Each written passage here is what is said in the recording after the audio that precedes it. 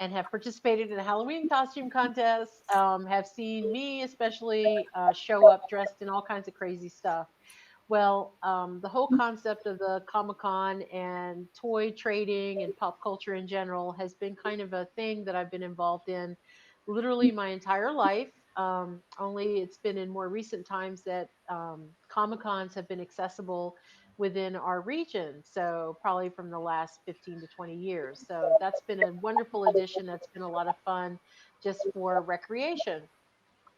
So today I'm going to share a little bit about a project that my colleagues and I worked on at Marshall University to kind of bring the whole concept of a pop culture convention to light. And so, Casey, if you don't mind, Casey is helping me out with my slides today because technology's left me behind and she's very adept. So I appreciate it. Thank you.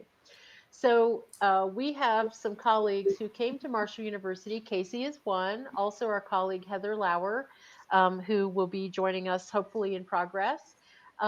She had been involved in some Comic Cons in her former state where she was employed as a librarian, and also involved in Comic Cons at the national level, such as Dragon Con, if that one rings a bell. um, we know that this generation of students are, they're inundated with multimedia content. There's a lot of movies that are about superheroes and comic book stars, and lots of course, merchandise that also follows that. And also some opportunities for crafting. A lot of people who play games, who are involved in Dungeons and Dragons and role play games and video games and other forms of entertainment that kind of dovetail on comic book world and movies and television. So we were thrilled to have an opportunity in March of 2019 to have an inaugural pop culture convention at Marshall University. Next. So we feel that the mission is perfect for our recruitment efforts. For starters, as I mentioned, there are so many students that are interested in this expression of fun and an extension of their social lives, especially in multimedia environments where a lot of students are communicating with their students electronically. So, instead of going down to, at least when I was in high school, it was Howard Johnson's on a national road in Wheeling, West Virginia to hang out with our friends and drink entirely too much coffee. The students are gathering together on a Friday night electronically to play a round of Halo or Call of Duty, or, visit each other's camps in Fallout 76, whatever the case may be. Or they might even be gathering to play Dungeons and Dragons at somebody's, in somebody's rec room in their mom's basement. So, having a venue for this really is a recruitment tool because we know that Marshall University and other institutions attract students of all types and all interests. Next. So, we thought, okay, this is before the pandemic. Nobody was thinking about germs floating through the air. So, we gathered a fairly significantly large group of people who come to us with all kinds of interests, primarily library staff and faculty, but also some library students and some other helpers on campus who had similar interests. So, as you can see, our steering committee may have consisted of about 25 people who came and went at various points, but really we had probably 50 to even 70 helpers overall. Next. This is just a sampling of all of our little areas that we tried to cover. And I say little areas because I'm Appalachian, but this does no way diminish the responsibility, because really some of these duties were tremendously huge. And we are very, very blessed that we had such dedicated faculty and staff who thought nothing of, spending even personal time in some instances, making sure that these areas were successful. Of course, we had to have a group of people who were responsible for things like the money, and also securing the venues and making sure that the university had our safety and health concerns lined up, like getting EMTs and having an ambulance on site in case somebody went down. When you're wearing a big old costume and potentially, 3-inch heels, it's, not easy to see out of those costumes sometimes. We wanted to make sure that there were opportunities for students and our attendees to be assisted immediately if anything happened. Of course, there are different aspects to a Comic Con, and if you've never been to one, it's really a blast. You walk into a typical Comic Con and you see all kinds of things, especially people, as I mentioned, dressing up in different costumes that reflect various characters. But then also, especially on a college campus, there are programs that can be even of an academic nature. We do have several faculty members at Marshall University in various disciplines like sociology, psychology, our faculty in engineering and technology who routinely present at national Comic Cons on issues relating to body image and the sociology of cosplay, which is the costume concept, or maybe the sociological aspects of gaming and how that pertains to current events, or doom and gloom in young adult literature. I think we had a whole spate of Armageddon type young adult literature in the library science field, and how that translates to pop culture and manifests itself, let's say, in comic books or graphic novels. So all kinds of really cool things that our faculty colleagues and our fellow librarians are presenting that are a legitimate, peer reviewed academic nature. So, yes, we had those types of panels too. Go ahead, next. Another aspect of this that I want to mention very quickly too is it's also an opportunity, as I mentioned, for crafting and original creation of artwork and whatnot. Also, there are lots of vendors who may have an array of toys. That's my kind of vendor who maybe I'm a hoarder, but I've accumulated all this crazy stuff over the course of my lifetime, and it's not unheard of for me to make a GI Joe deal in a parking lot. If I find out that there's somebody that wants a certain kind of doll, I can hook you up. So there are all types of vendors selling all types of things like T-shirts and sewn goods and you name it. But then also there are some fun opportunities for electronic gaming. We usually have a tournament. There's live music on the quad or part of the venue. There are table games where individuals are running special types of games, role play games. Also, all kinds of fun things to do with university officials who are there to provide information about the different programs and the services and all the fun things to do at Marshall University if you're a student. So that makes it really fun too, because if you're curious about maybe going into, let's say, the gaming program at Marshall University in the College of Information Technology, then there would be a representative at a table, potentially dressed up in a costume that is approachable and is interested in answering questions about that particular major. Also, at the same time, we have student groups that are also very active, and we were extremely happy to see our own students who have a cosplay club be amazing ambassadors for the con. And they've continued in that role and are also helping us with our future endeavors. The next one. So, if you're thinking about doing something like this, it could be slightly mind blowing. I just showed you a bazillion committees that did require a great deal of work over the course of that year, starting in 2018, to pull off the con in March of 2019. But it was, I have to say, a labor of love. It was work, but it was great to be able to collaborate with like-minded individuals on these committees who also brought to the table experiences with other types of conventions. And of course, any experience with a convention is absolutely relevant.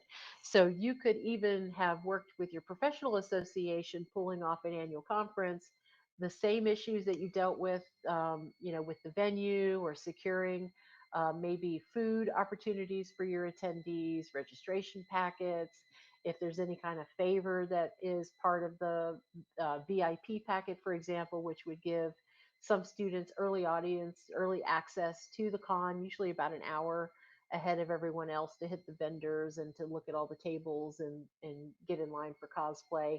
All of those aspects of a con actually do translate well to a regular conference. So if you're in your professional association and you wind up on the board or you wind up being part of the conference committee, it's the same skill set. And as you can see, we had to make sure that our financials were in line because our goal originally was to make sure that we broke even. that was absolutely paramount to our success because we all know we have shrinking budgets and we could not expend unlimited funds for a recruiting event as on this big of a scale. And curry favor with our administration, who already had a little bit of trepidation providing permission for us to pull this off. So as you can see, we had a lot of different categories that we had to consider, things like t-shirts and making sure that we had some kind of wristband that would designate paid attendees. We were very fortunate to get some sponsors, especially among the academic units who all wanted to have tables at the con, and they were great sports. They participated fully by, as I said, dressing up and being part of the excitement and the fun. And of course, we had some other things like prizes for our cosplay contest, prizes for our electronic video game contests, and some of our other events that were happening throughout the day. Next one. So as you can see, it was a little under $10,000. And we were blown away that after we paid for all those things that I mentioned and then some, we actually did make a profit, which was completely unexpected. So we were thrilled. With this in mind, me thinking as an administrator, the wheels are already turning that, wow, we made a profit. That's not the goal, as I mentioned, but I can see potential for maybe fundraising in the future. We did have several donors who were very generous with us, who wrote personal checks. We had in kind donors who provided their time and energy and space or promotional items and activities to help us promote the con as widely as we could, because, of course, that was a very important aspect to getting the word out when you don't have a huge marketing budget. And then, of course, making a profit sets us in line to have some resources for us to maybe do things a little better the next time we run a con. So, okay, we learned, maybe the hard way that, this type of favor wasn't really appreciated by the students because they didn't like thus and so. So, hey, next year, let's, maybe do a survey or maybe poll the students and find out what kinds of things that they would like and maybe save a little money and not waste anything. So little things like that we were always thinking about as we interacted with students and worked with our student groups and our volunteers throughout the process. So yeah, thrilled to have a slight unexpected profit, which then made it very convenient for us to anticipate some of our needs in the future year. All right, next slide, please. Thank you. Okay, so if you're going to do this, then absolutely, I strongly, strongly encourage you to get started a year in advance.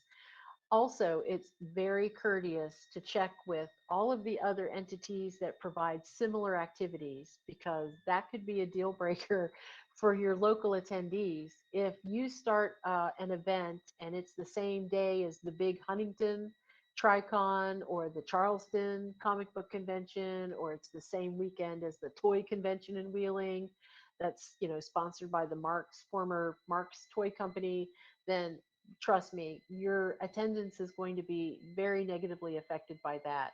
It's a very friendly network of people, and if you are interested in pursuing something like this, you can just contact someone like me or Casey or Heather, and we will put you in contact with people who are aware of what the master schedule is. Um, and, geographically, you probably want to be aware of what's happening in other states as well. We're very close to Lexington. There's a big con in Lexington once a year. Oh, yay, Heather's here. And we always make sure that we're not the same weekend as LexCon. We make sure we're not the same weekend as SubasaCon, which is an anime themed Comic Con in Charleston. A lot of the same people who would participate in HerdCon would also be participating in those Comic Cons. So always very, very smart if you're getting ready to do something to make sure you're not going to schedule at the same time other people are.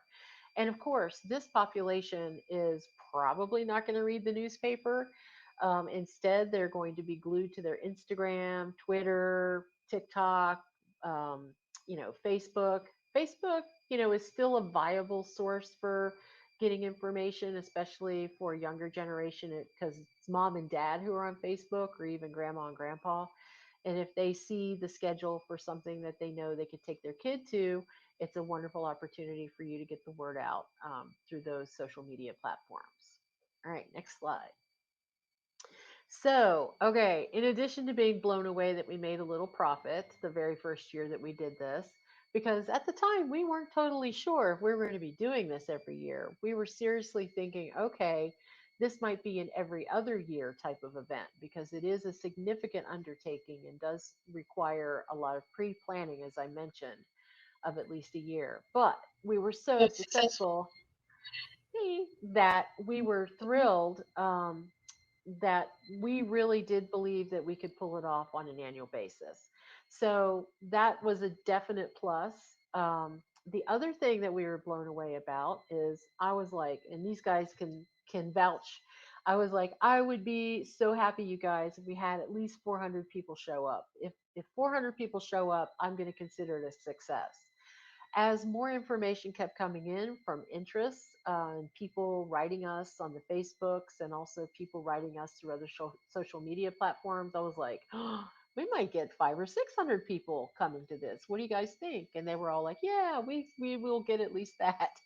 And then only to find out that on the day of the con, we had over 1,000 people of all ages. We had colleagues from the faculty and staff come, a lot of people dressed up. We had, of course, a huge array of Marshall University students at all levels who came and all types of participation. Quite a few gamers, but then also quite a few cosplayers and also people just interested in picking up some fun things in the vendor area or buying some comic books. And then we had a big turnout from members of the community and even people that told us that they drove from all the way from Charleston or all the way from Ashland or all the way from Ironton, Ohio to come to the HerdCon. So that was really exciting because we had, kids, little kids, even some babies dressed up. We had families, entire families that were dressed up. There was a Harry Potter family that was really adorable. And it was just a really wonderful feeling to see so many people take advantage of the opportunity in Huntington at Marshall's campus in order to participate in this. So go ahead and hit some of these little images here, Casey, if you don't mind. So just to give you an idea, if you embark on a project like this, notice the first image is of a cosplayer. This is an internationally known cosplayer who you will see her handle on social media, Kiss a Frog Cosplay. Um, Alicia Lewis has been a Huntington staple in the cosplay community, but her reach is actually international, as I mentioned, and she's been featured in cosplay magazines and featured at other Comicons in the Valley and beyond. Because of her affiliation with HerdCon as one of her adopted Comicons, we got additional exposure and that helped us market our con out to a much wider audience because of course she has a huge following among the cosplay community. And as you can see, we got all kinds of fun images of other cosplayers and larpers. The interesting Star Wars costume, and I can't remember the name of that particular character, but that group actually did live action role play and theatrical, fighting out in the quad with their fake weapons, so people could get a handle on, what kinds of activities those clubs participate in. And of course, there are clubs for all of these activities. So there are cosplayers like the woman in the beautiful princess dress, yellow princess dress, that are cosplayers who dress up for charity and they raise money and they also visit sick children in the children's hospital wing. So, and they do that all over the state, which is really awesome. So go ahead and hit a few more images, Casey. Let's see if they'll load. All right. People sell all different things. We have fantasy authors, we have comic book collectors, and of course, one of the draws for any cosplay or any Comic Con experience is the t shirt. Okay. That's a big deal. And those of us who have attended many of these have a shirt for practically every con that we've ever attended. So keep that in mind too, that people will come expecting to buy the commemorative T-shirt for that particular event for that particular year. And ours was a rendition of Cthulhu and Marshall Green, over the New River Gorge, that an artist, local artist, created for us, that was really very eye catching. And even today, when I see people wearing the HerdCon shirt from 2019, I'm always like, yes, go ahead. Oh, and we also had our own digital humanities team working with us, and that was really fun too, because that meant we had faculty partners assisting. All right. Our staff shirt, I'm Heather, by the way. Our staff shirt was in green and it had staff across the back. So our staff and our multitudes of volunteers, thank you, um, were able to distinguish themselves. And then there was a regular one in black. And then we even had uh, the Comicon goers want the staff shirt. So, and I think we sold a few of those on the spot, because at merchandising table, people were coming up and asking for also the staff shirt. So, I mean, you've got wonderful options here. Of course, with the volunteer shirts, like Heather mentioned, that was also a desirable thing for your volunteers as a little thank you. And because they were unique, I think people really enjoyed those as well. And the green on that design was really excellent. So just to kind of highlight the 2019 event, we had over 1,000 people. Poof, we were so shocked that that was the case. Our vendor co-chair, Michelle Alford, who's not with us today, but she and Heather got so many amazing vendors lined up, and they were all different types. That was a huge draw too, and to get so many. We had several artists as well selling their work. We had enough academic sessions to run concurrent sessions, and that was really cool too, because the faculty members in charge of that particular committee also did a simulcast and made arrangements for several public libraries to receive those links, so that the public libraries could broadcast the con for the panels for their library goers. And that was pretty cool, because we knew that there were a couple in the northern panhandle that did it, a couple in the heart of West Virginia, and one or two in the eastern panhandle. So we were broadcasting all over the state. We had all kinds of games and contests and giveaways. And as I mentioned, we had a lot of great sponsors who gave us things, because, they want a little shout out. If we're like, GameStop provided this wonderful backpack, of, Baby Yoda. Everybody is like, ooh, that's cool. I'm going to go shop at GameStop. Actually, we didn't have Baby Yoda yet. So that wasn't born yet. So, but let's pretend some other comic book related or pop culture related thing. So that made it really fun too. The cosplay contest was a smash. We had entries from all different types of costumes, and of course we had different levels for those categories, and each of those levels had a best of and also an overall best, and we had some great prizes for that. And then, of course, we had the live action sword play in the quad, right in front of the Marshall fountain. That was really neat. And, with tons of Mandalorians walking around, people were enthralled, and that really made it fun. And then we even had an escape room, we had some virtual reality booths, and we had some other areas for hands on activities for students and community members and even little kids, that made it really fun. When we did this, we actually used both the library and the student center on campus, and we may not do that in the future, because it was a lot of confusion and a lot of sending people to other buildings. But we also had the gaming contests that are listed here. So go ahead, Casey, and we'll blow through this and go to the next one, because I just looked at the time and you need plenty of time. And food trucks. Did I mention food trucks? Food trucks were amazing. So we had a few little bumps, like, we really needed to check our weapons to make sure that weapons were made of foam and plastic and not real.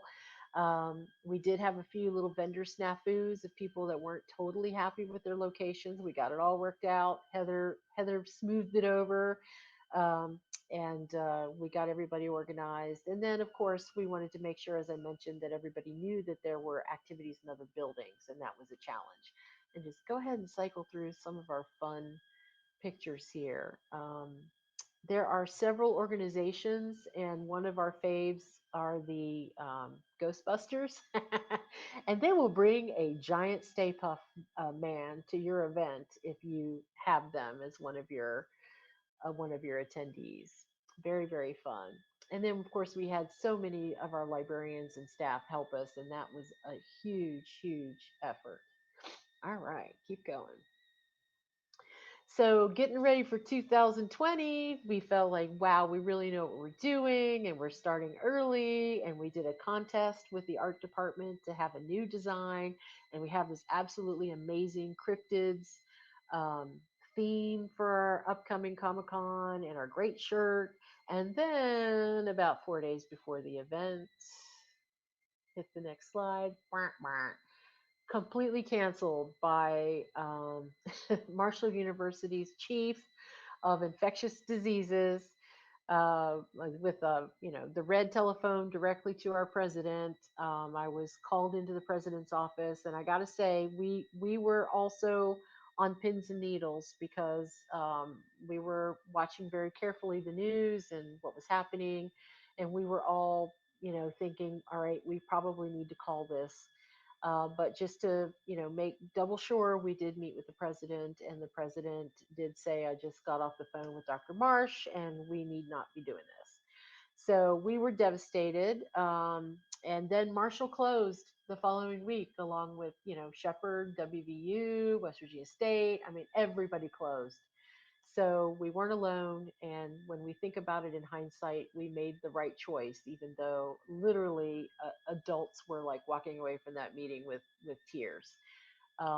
So I'm going to let Casey take it away because she and her colleagues found a way to make it so. All right, let me unmute myself.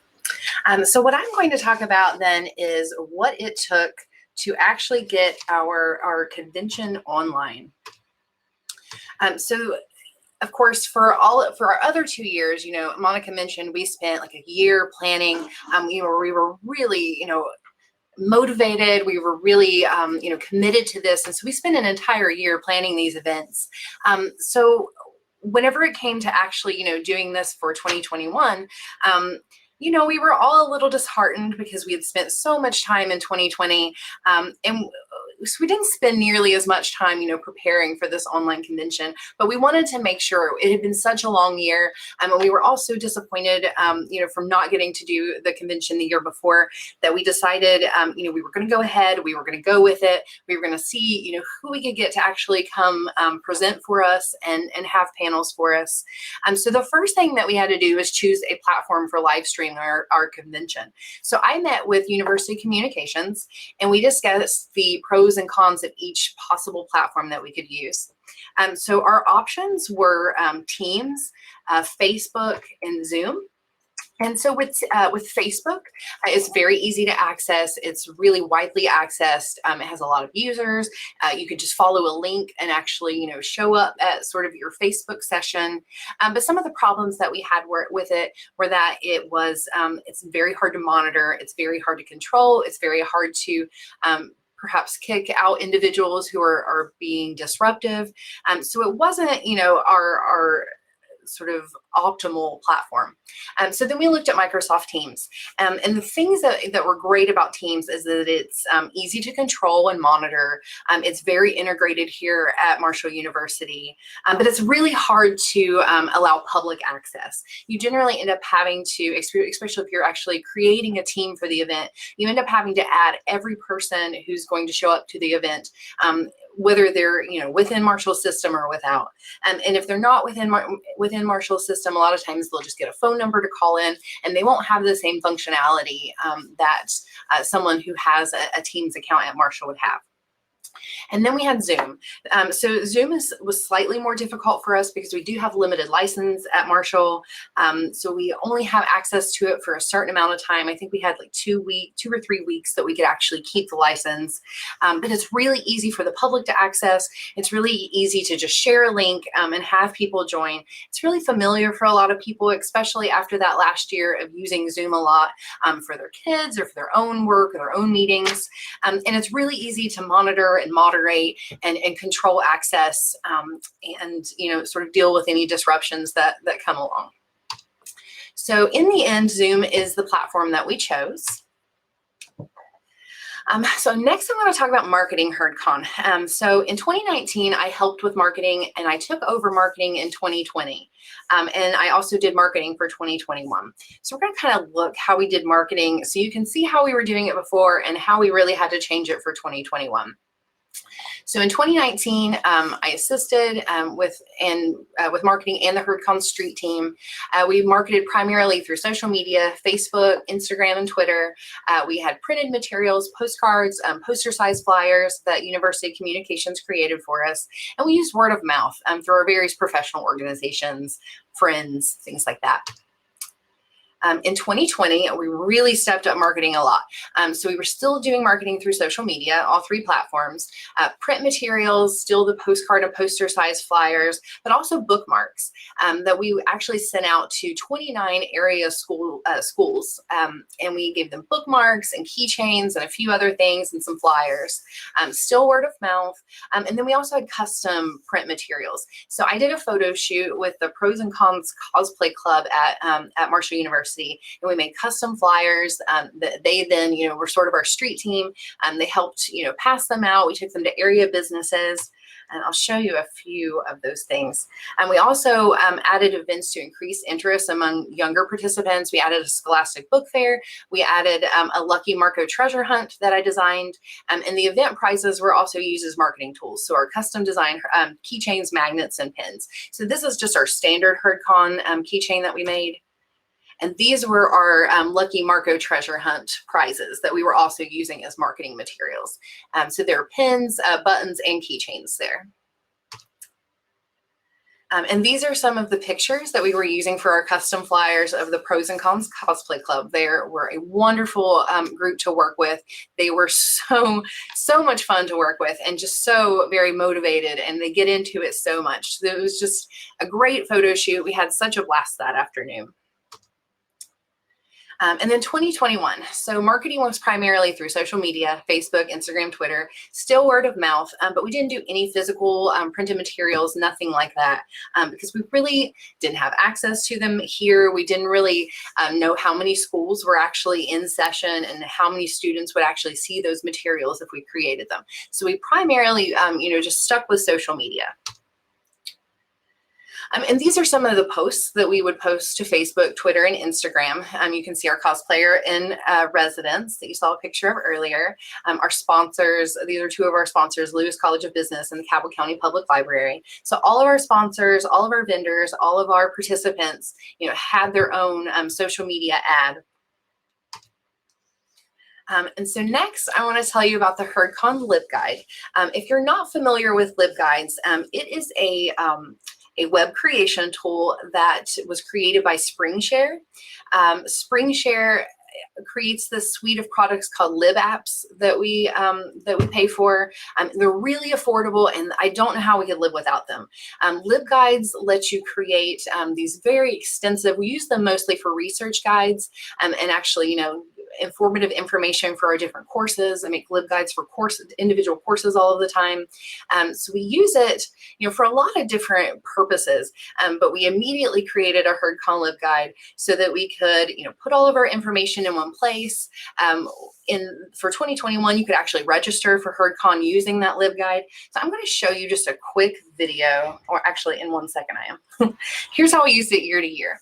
So 2019, general information, map, schedule, tickets, vendor information, so our merchandise, our artists, our food, and then program information, so how you could actually participate in cosplay or panels or volunteer for HerdCon. Then 2020, all of the above uses plus the Scholastic Book Fair and the treasure hunt. And then 2021, HerdCon registrations that actually gave you access to the Zoom link, and then our panel videos, which all but 2 were recorded and are available to stream. So now I'll quickly show you this video. And this is just a video of our LibGuide. So this is the HerdCon LibGuide that we use. At least it's the 2021 iteration of the LibGuide. So as you can see, and as we discussed, we use the LibGuide in a lot of different ways. For 2021, since we were virtual, we only had 3 tabs. The major thing you'll see is that it shares the schedule. The schedule I updated as changes were made, or as we had speakers who maybe needed us to adjust their time a little bit. Below the schedule, you'll see a detailed schedule that gives you times and gives you a description of each session. Below that, you'll see a form to actually register for HerdCon, as well as some of our marketing materials. Also, our HerdCon shop, you can go there to buy t-shirts, and this is a picture of our 2020 t-shirt design that we also used for 2021, since 2020 didn't have them. This is also an image from one of our marketing campaigns that involved our Pros and Cons Cosplay Club. So up here at the top, scroll up, we have HerdCon 2021 videos. All except for the 2 sessions were actually recorded. The first 2 weren't, because we were having some lagging issues that we later discovered were on the presenter's end. So we weren't able to record those 2 sessions the first day. So I'm going to go ahead and stop there, since we have a good bit to get through and we're starting to run out of time. And so I want to show you the stats for our HerdCon LibGuide. So this is from January the 1st, 2019. It was created a little bit before that, but I started with January every year because that's really where we started buckling down, sending out our marketing materials and things like that. So you can see that the guide has been viewed 12,336 times, and that was between the 1st of January 2019 and when I actually ran these stats on the 29th of June. And you can see the differences in 2019, 2020. You can tell that we really were marketing hard, and we're really throwing everything at 2020. And you can see that 2021 is a little disappointing, compared to that. One of the big reasons I think for that is that in 2021, we split it up over 6 days, 2 sessions per day, 5 days with 6 days with 2 sessions per day. For 2019 and 2020, that was all going to be on 1 day. So it definitely sort of changed that dynamic and changed who was available to come to sessions and things like that. So for 2019, you can see that almost 3,700 views in that 90 days. For 2020, that almost doubled, 6,096 views in 91 days. And then 2021, 1,120 views in 90 days. You can kind of tell, though, that this con was split up over several days, because the viewership or the views are spread out over those days of that week. So how did we make it engaging? I wish that I had just a very succinct answer for this, but really it was our participants. It was our panelists. It was everyone who agreed to actually come and speak and who were still really excited to do this, even though it wasn't in the usual format that we're all sort of used to. So we had interactive sessions, and I've kind of listed those there. And I want to show you just a few short clips. We won't have time to get through them all, but I just want you to see really what our attendees saw. So this is J.R. Earl's Alfie's Quick Draw and Art Cell. My bad. And so he would actually, in real time, you would give him a suggestion and he would draw it for you. And then just for a small shipping fee, he would ship it to you. I do have to bounce right back. But I will enjoy watching you do all in the meantime. Plus, we're recording. And I really should have a way I could put the camera to where you can see me actually drawing instead of looking at the top of my head. I will figure it out. It's okay. Top of your head is quite nice. It's cool to see you in action at the cons in person when you're drawing on the fly like that. That means a lot to me, guys. It really does. Okay, You can hear me now, Now yes. we're done. Here is Awesome. Andrew Calrissian Nice. with the Millennium Falcon Oh. in his beautiful purple cape. Well, who's they? What's a Millennium Falcon? I love that. Robot chicken. Beautiful. Very Awesome job. I'm so gonna buy that, JR, and I'll send it to your showcase. Now I'm going to. So then he actually had an art sale after that. We'll go ahead and kind of skip to the next one. One of my very favorite sessions, and this is one that I've actually taken and, applying to my job and trying to apply to information literacy currently, was Dr. Kristen Lillivis and Dr. Margaret Sullivan, their Build-A-Game. They actually showed us how to build a game in Twine. So this first video shows you a game that they made already. With me synchronously, you want to go to twinery.org. So twinery.org, and you'll get there with this kind of corkboard screen. And if you have questions, please ask them in the chat. Oh, awesome, thank you, Casey. And then we'll get going. So I'm the director of the Digital Humanities program at Marshall, which is an interdisciplinary intercollegiate program that brings together arts, humanities, computer science, computer information technology, all of these different programs. And we try to just ask and answer questions about the world by thinking about the intersections of technology and the humanities. And so one of the things that I do in that program is I look at video games, including playing them and looking at the narrative structure, but also building them. So on both sides of that situation. So I'm going to go ahead and skip to the next video where she actually teaches you how to do it. If you are trying to build a game with me synchronously, you want to go to twinery.org. So twinery.org, and you'll get there with this kind of corkboard screen. And if you have questions, please ask them in the chat. Oh, awesome, thank you, Casey. And then we'll get going. So, Okay, I don't think it skipped to the right video. in your mind a little bit.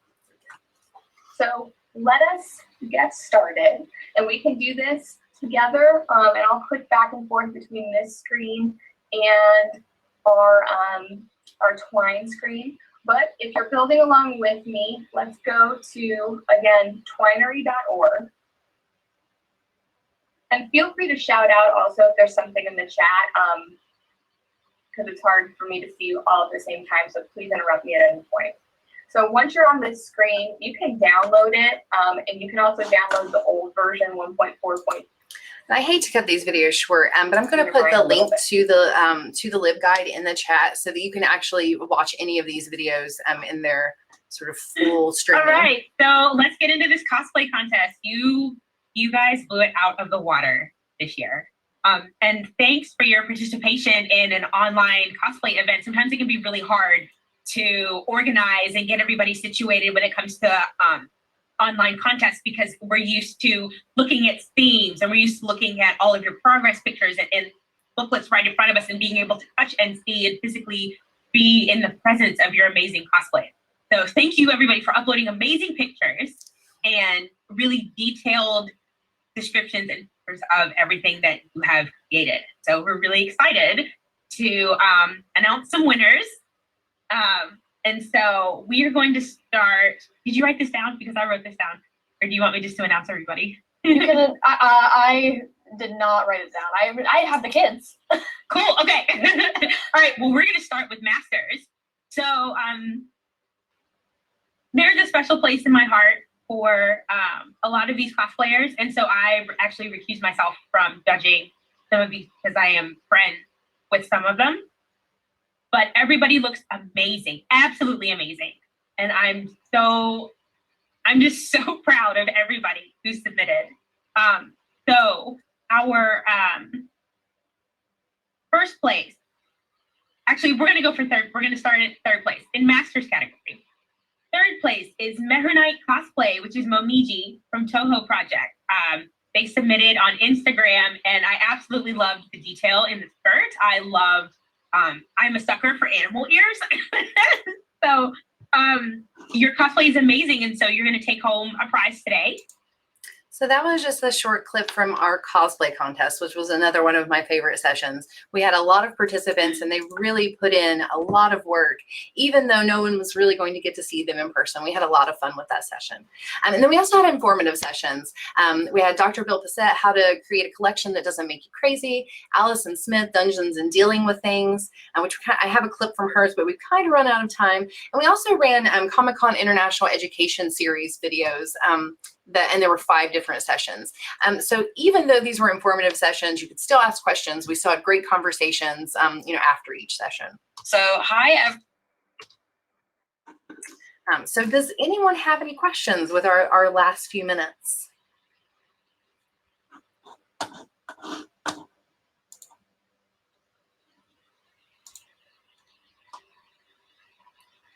And you had a question in the chat, Monica, wanting to know if you dressed up for HerdCon. Well, I wore my shirt like everybody else, but there might have been a little Lando Calrissian happening, which might be part of the reason JR drew that picture.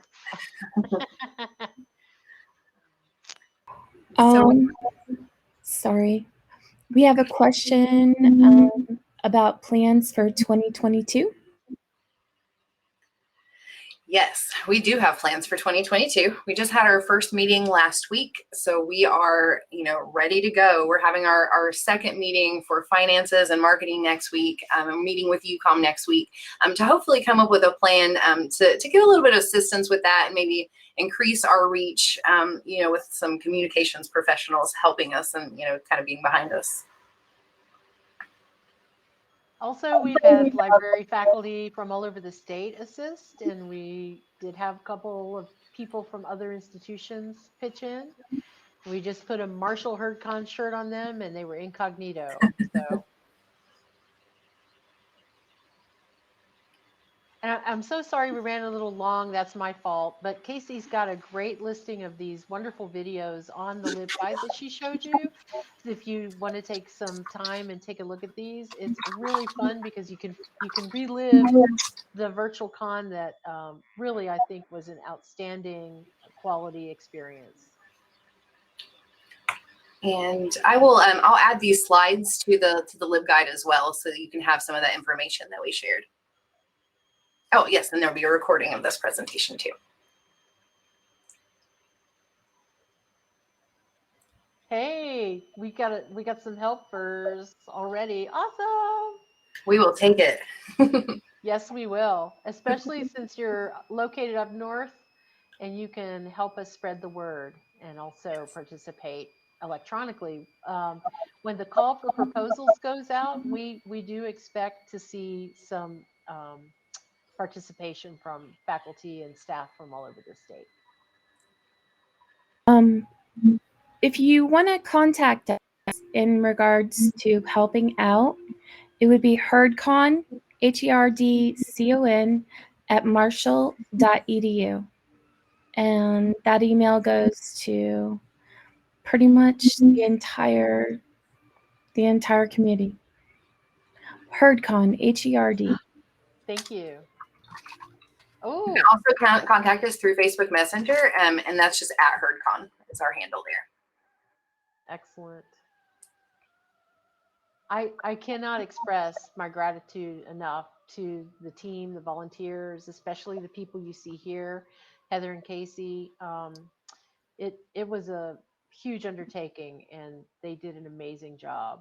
And Casey was the queen of the virtual conference, and she was voted MVP on our faculty that after that event happened. That was amazing. And we all were just so excited because we'd been craving contact, especially with pop culture like-minded people. So we really appreciate all that you did. Thank you. And thank you for everyone coming and viewing our presentation. It's really great to talk about HerdCon, especially in the ramp up for next year. It's nice to kind of have this refresher and get excited about it all over again.